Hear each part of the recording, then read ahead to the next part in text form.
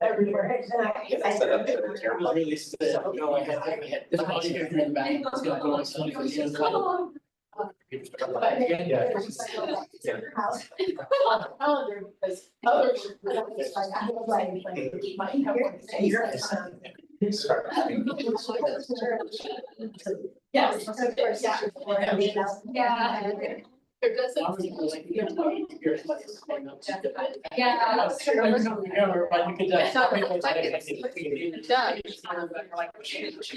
And it's got there somewhere. Yeah. Okay. Yeah. So I think we're good. Yeah. But he was really sick. Every time we thought he was under control, he was back. Marciana?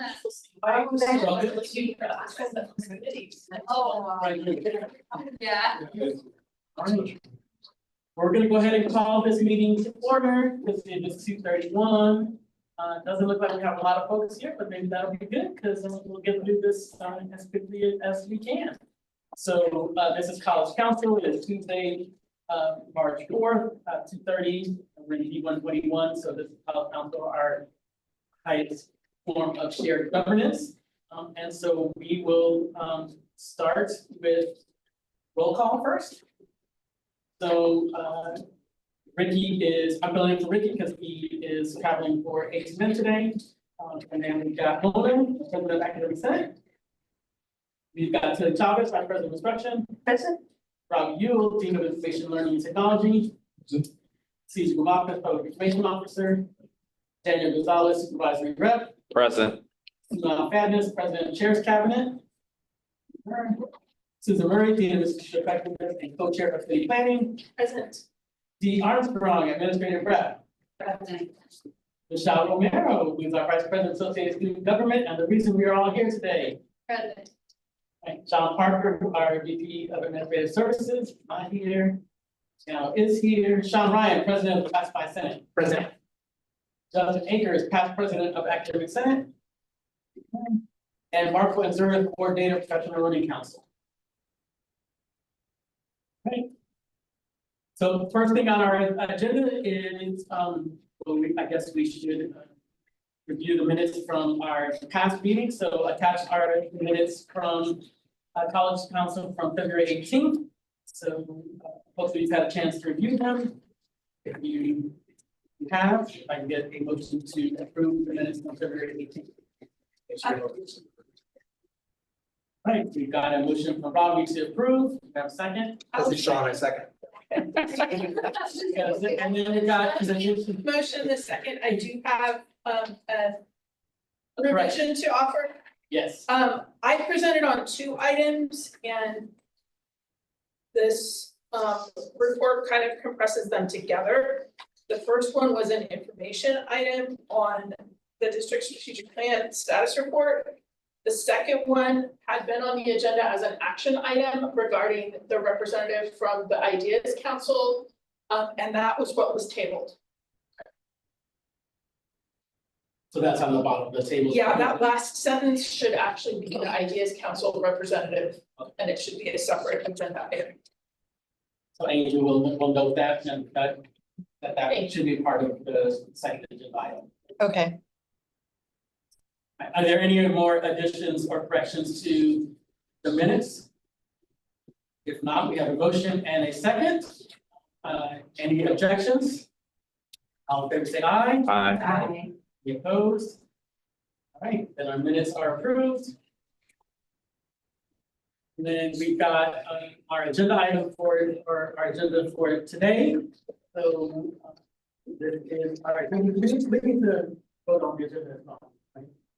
No, we don't. Okay, we're good. We haven't done this in a while, so we're just then moving on to our first agenda item. So our first agenda item is Brandon Dodgerman, PTK. Is he not here? Or is he joining us on Zoom, Angel? I'm sorry. Is our first person PTK, are they joining us on Zoom or are they coming first? Let's see. I don't have anybody waiting and that was not communicated to me. I'm sorry. I'm No problem. substituting. But we'll move on, and then if he shows up, we'll go back to him. Okay.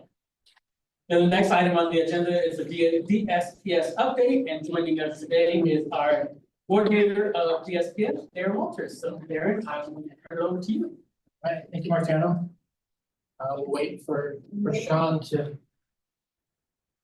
pull up the slides. In the meantime, thank you for inviting me today. It's a pleasure to be here and have the opportunity to present metropolitan presentation. Mhm. Of which one, city? For center. Percent, I'm sure. There you go.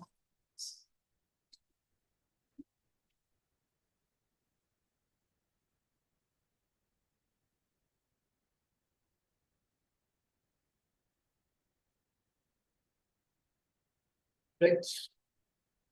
That's, all right, so to get started, there we go. This is our team.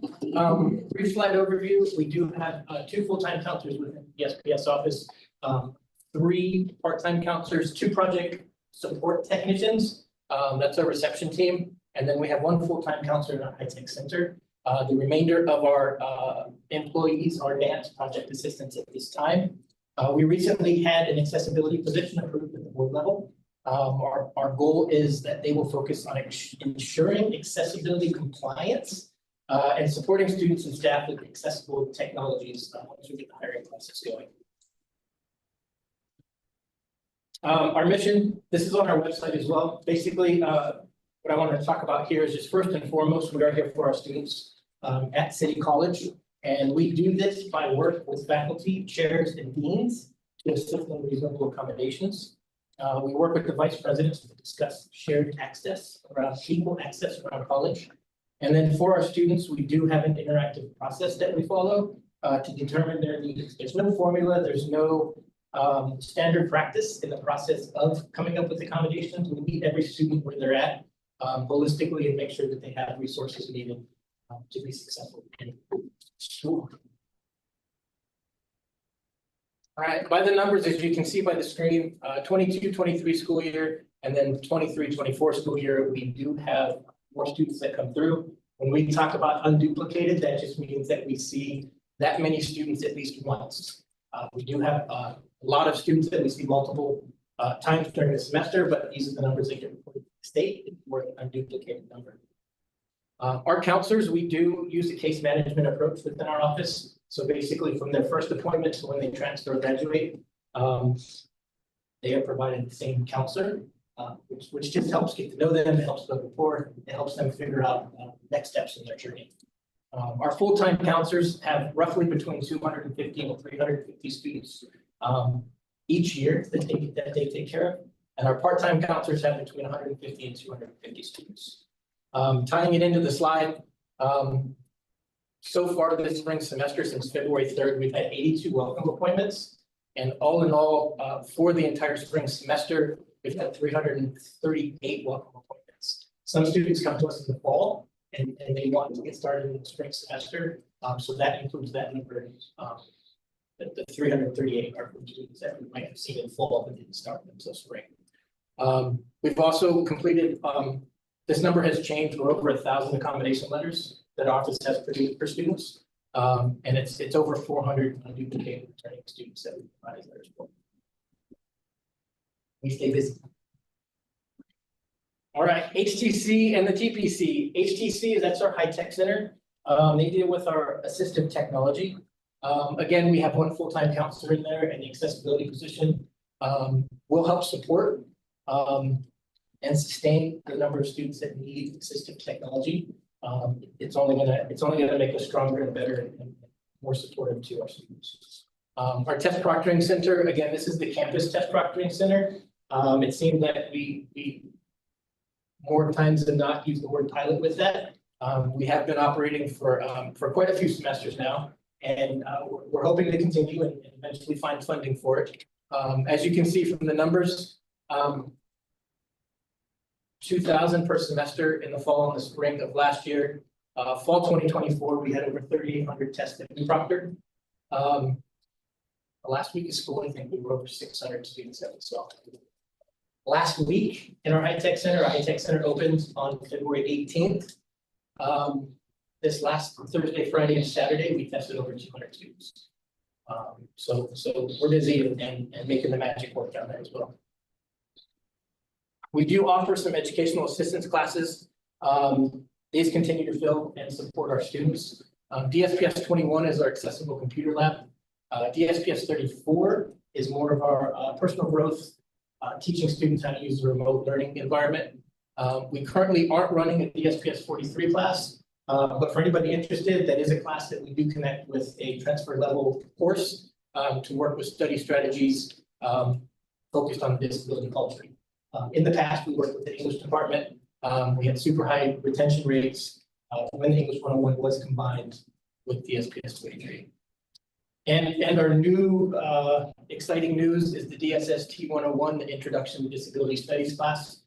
This is our first inaugural semester. It's not as full as we wanted it, but our hopes is for the fall semester moving forward that we're going to keep that class fully stocked and available for students.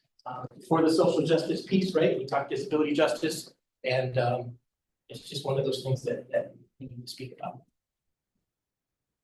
All right, a couple more slides. Disability trainings. Please be aware that throughout the district, we do have disability work trainings.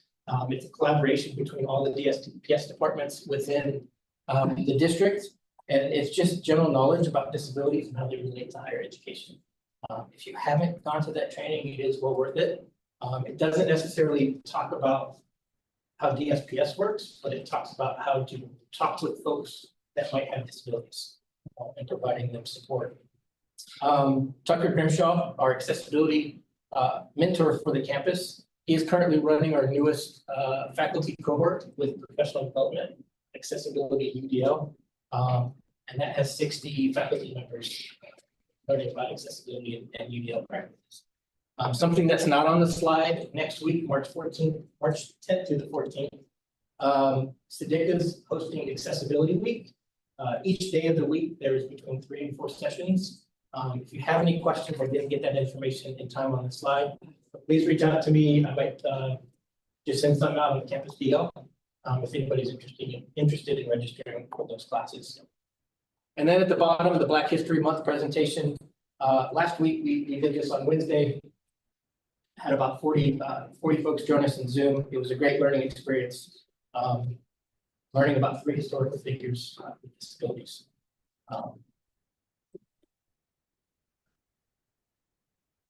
At the state level within DSPS, I just wanted to provide a quick update on some assembly bills that have passed. AB 1885 is one that DSPS needs that are more than 900 units will potentially be available, be eligible for the Student Success Completion Grant. We'll work with financial aid to figure out how that's going to come forward. That's going to start in the fall semester. AB 2821 is brand new. It just got approved. That will be to establish a disability access and compliance training throughout the state of California and for each campus for all personnel plus onboarding of a new person. So it's going to be more of a compliance about what we do and to get our word out a little bit more. And then lastly, we're keeping our eye out on everything happening at the federal level. We do want to know how everything panning out is going to affect students with disabilities. And currently we're just seeing what's happening with the Department of Ed and the Office of Civil Rights Office. If anything comes out, we'll let you all know. Lastly, this is our just our connection page where we're located. I remember a briefing a long time ago where Ricky was, looking out his window and somebody was like, "Yeah, there's a boat downstairs." So if you ever by the A building, we're right next to the boat, and the first sliding doors you come to. If you have a question or if you want our office to come present to your class, please reach out. We're happy to come to your class. We've done 5 classes so far this semester, talking about our services and our supports that are available. Lastly, we are working on a new DSPS video with Cyprian, and hopefully we'll get it out soon to be able to present to everybody so they can about our services. Thank you, Darren. Sure. Any questions for Darren?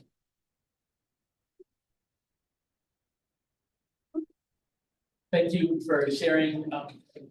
We all know that our DSPF students now more than ever are expecting us to make sure that we are advocating for them, given all of the scary things they may be hearing about, cuts that may be coming to funding and things like that. So we appreciate you staying on top of that and keeping us and letting us know how we can support students as we go through that. There was information on the test proctoring center. Any more that you want to share in terms of how staffing is going, what challenges you may or may not be having in that area? I'm tossing you a softball here. Sure, yes. So the test proctoring center, we're in the BT building, under the Dean Jesse Lopez's ability. We appreciate the use of the classroom. We are using pre-COVID tower computers that are very old and outdated. They present challenges when we do test students, depending on the internet capability of those, because a lot of professors do use Canvas. And if the connection doesn't work or the connection gets dropped, you lose that integrity piece a little bit. We do comply with academic honesty, just like the APs.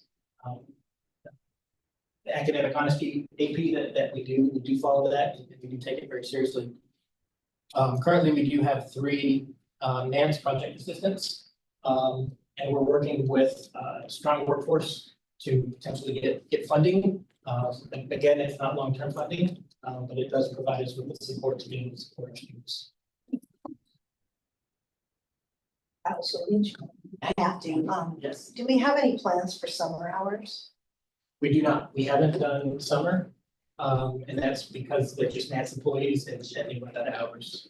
So, and then it would be, we could probably talk about maybe hiring more, but then again, we still, it's the money. My pockets are. I was gonna say, if Chile has money. Right. So I appreciate, and I bring it up because Sarah and I were having a conversation about students testing this week and computers were updating in the middle of their tasks. So Wow. just one of the challenges that we have. I appreciate you doing that and thank you for the update.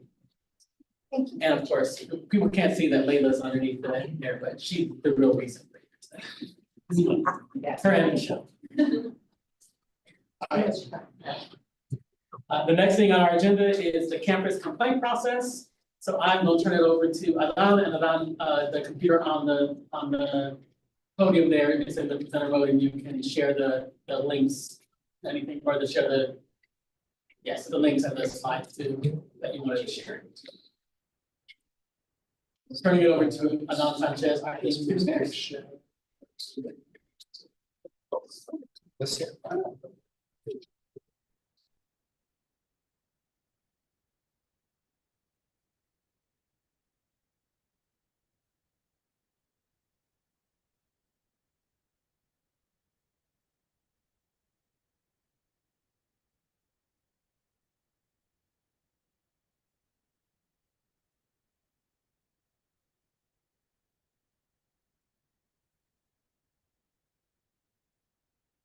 While we are waiting, we just use this opportunity to share that we are about to embark on Women's History Month. So be staying tuned for all of the events, much like we've done for all of our other cultural events or cultural months that we've celebrated. We'll be starting Women's History Month, which will include information on City Women Rock.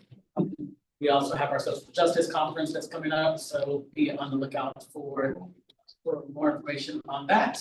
And Deanna Shelton put out an email asking folks to submit any activities, programs, or events that you have celebration Women's History Month, so that we can compile them into calendars. So please show on to email. Now I'll turn it over to you. All right, okay, what's time I have? 5 minutes, 7 minutes? Yes. 2 minutes. All right, Sure. all right. 3 to 5. All right, so I'll try to go through this quick. Thanks for the invitation. I think I wanted to highlight a couple of things because there's 2 different processes in terms of the general term complaints, right, or disagreements with certain things. So The first thing is that we have the student complaint process, and that's when a student submits a complaint on their alleged negative experience, right? So that's when we talk about student complaint, that's what we're talking about. The students are submitting a report on something that they are not having a good time with, right? Then we have the student incident report. And that's when an employee submits a report on an alleged negative experience with a student or student of concern, okay? So I wanted to differentiate the two because sometimes we use them interchangeably. And so then I hear that the paths from folks are incorrect because one goes to a certain group, the other one goes to a certain group, right? So in relation to the student complaint, again, this is when a student submits a complaint on something that they're experiencing, most of the time is a negative thing, right? We haven't received a student complaint on something positive, maybe one day. And so if you go through most of the student websites or most of the websites at City, okay, now at the bottom of each page, there's that complaint procedure link, okay? And that's again, most of the City websites, if not all of them by now. You just have to scroll down, and then once you click on there, it'll show up the San Diego City College complaint procedure. And it does have a longer website here. I won't go into it because of the shorter time, but it does have all the administrative procedures, all the links for both students to learn about their rights and for all the faculty, employees, and staff to learn a little bit more about the process, okay? So that's at the bottom of this page. The main thing that I want to focus is that kind of circle that you see right there, where a student who wishes to file a complaint may do so using that link. And that takes them to a district-wide complaint form, right? And these are the options that they have on the such complaints. It could be a general complaint, it could be an academic complaint, disability or academic accommodation, harassment or discrimination, and campus police, okay? Most of the ones that we get that are academic complaints, usually students dissatisfied in their experience in the classroom, okay? So right now, those reports, we receive them in the Office of Student Affairs and a couple other folks, and then we forward those to the chair or the dean of that department, right, or that school. One of the things that is changing this semester is that now the system that we use is called Maxient. Now we're getting the instructional deans involved in this, so that way now they get them automatically, okay? So that way, instead of going through me and having to then forward it, it will go automatically to all the deans. So that way it is a faster process, and there's not this dependency of one of us, usually Marciano or myself, to have to check our email and then forward it, okay? But those are the options that we get from the student. If it's something else, it will go to Title IX or some other folks on campus in relation to harassment or discrimination, okay? Then if you go to the Student Affairs website, those are kind of like the student rights, responsibilities, and code of conduct that we have accessible as well, just like the complaint process. And here you can even check in that section, the student code of conduct poster. And that's what you have there. What I recommend to folks to do is that you can download it or link it, download it, add it to your Canvas shell if you want to, or just have it accessible. I do have to say, because I've said it multiple times that I have a difficulty with the language that's on this poster. It is very negative language. Don't do this, don't do that. So my recommendation is always for your departments and your classes is to make sure that you create community guidelines, a set of expectations that you feel will be, have the vision of your department or your class, and it has an opportunity for you to co-create it if needed with your students. And I've taught before, and that's usually one of what I do is to work with the students on creating some sort of set guidelines, some community guidelines for the semester. The next piece is the, going back to the complaint website that we have at City, is the other form, which is the incident concern reporting form. That's also on the same website, okay? And then also it's on the Student Affairs website, and mainly is that incident report form that I shared with folks. There are two other ones, the faculty academic sanction form, which is anything related to the academic pieces, usually plagiarism. And then the third one is the student removal from class if there is some sort of alleged disruptive behavior that the student needs to be removed from the class. But mainly I tell folks, when in doubt, just submit that second one and we'll redirect it in the way that we need to, okay? So once you click on that, then there's another, again, for the entire district, and there's 3 options in there. And that's for you as an employee to fill out as much information as you can in terms of what's happening or what happened, and then being able for us to review it. And these are the ones that we do receive it, and then we do address it from a student conduct lens. These are things that I'm working with instructional deans as well, because some of them, they're what we are looking at it in terms of a low level concern that can be addressed by having the chair of the department or the dean of the department to work with the student and go over primarily class expectations, behavior expectations. We're kind of doing this something similar in the student services side where there's no chair, but there is a director or a coordinator. So we are working with folks on those pieces because a lot of the times they can be addressed on a low level. We just need some sort of smaller mediation and then go from there. That's it. So 6 minutes and a half. All right, so I'll take any questions, thoughts, concerns, I'm gonna ask this question because I'll get this question from some of our classified folks. So there's a form for requesting removal of a student by faculty from the classroom. Is there an equivalency for classified in areas where they have a issue with a student? Yeah, right now, usually I do have them to just do the student removal from class the same, but it is something that I brought up to the other deans of the district to create something that's a uniform form. But that's why I said when in doubt, just do the incident report form and it can stay there. And then again, that's a trickier conversation because as students, they are eligible to have access to a lot of resources, but we have put certain limitations on students accessing different departments on the student services side. If there are some concerns of safety or threatening behavior in that way, either on a temporary or we work it out with students to like maybe a certain amount of time, so they have to make an appointment. So there's a way to do it, but right now, either one of those forms will work. Thank you. Great question. Other questions about the complaints or incident report process? Yes, Tilly, You can see what I think. I can. So thank you. This is fantastic. And I guess the only thing I would add is when in doubt, you said the incident report form, which I encourage them to. One more step is also if you have somebody that you've guided to these websites, maybe follow up with an email to say, here's the site, here's the form, so that we don't have anyone saying nobody ever presented it to me. So I guess that is the ask for the college is if somebody's complaining because the grass is green and they wanted it to be blue, it's still a complaint that they're allowed to do whatever it might be, as long as we follow it. Yeah, and that's what I tell folks all the time is just give them the link to the website, give them the direct link to submit the complaint. And I tell folks like, look, if you're doing the right steps, you're doing the right things, just submit it, right?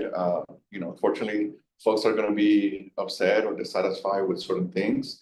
But I'm saying if you're doing the right steps, you're not intentionally discriminating with any of the students that you're working with, then just submit it. I mean, a lot of the interactions that I have with students because student conduct, and I tell them like, look, here's the complaint link to submit it for me, right? If they're not happy with what I'm working on. I haven't seen any comment. It would, yeah. But it's again, it's something that we should be sharing with folks. Just saying like we're doing the right steps. If you're still not satisfied, here's how you can submit a complaint. I love that idea, and it's absolutely something that we're continuing to push. We talked about this at the managers meeting at the last one, the importance of making sure that we are directing folks to fill out the complaint form anytime a student tells us. The reality is that oftentimes students, once you give it to them, they won't do it, but it's better for you to have something in writing to say, I provided it to them, than for them to say, hey, I said, I told someone something and nothing ever happened. And so it's, we want to guide them to at least have the option to fill it out. A lot of times students, once they start to fill it out, they realize like, okay, like it was in the moment, right? I was upset about something in the moment, and they kind of calm down, and then they either don't hit it, or once they submit the button or submit it, and Alana and I try and follow up with them, they're usually like, it got resolved. And so just because somebody submits it doesn't mean that something's gonna happen, but it's good to that they know that we take their concerns seriously. Appreciate it. All right, then moving on, our next agenda item is actually going to be tabled. It was the SDCTD distribution approval proposal. It will come to the next college council. As we all know, the district has been working on a process for the DLs so that there is an approval process. So when someone submits something to the DLs, it will go to certain folks on campus to then get routed for approval, so that it doesn't all, so we won't get into the back and forth that sometimes we see on some of the DLs. But more to come soon. There is a process that's been identified, and each of the campuses has identified certain folks that were gonna be our point people, and so we've done that on the executive, and I think Brittany will come prepared to present that to the next. Brandon from PTK still has not shown, so we're gonna go ahead and table that to a future agenda or to a future meeting. Are there any announcements for the good of the? Yes. I want to share our spring 25 campus forum for classified with our executive team will be on March 27th from 11:30 till 1. We'll be sending out information as we get closer to that. For any classified listening, if you have any questions or concerns that you would like us to, the classified senate, to ask the president and the VPs, there's a link on our website for classified senate that you can anonymously post questions and concerns. That link is available to anyone, anyone.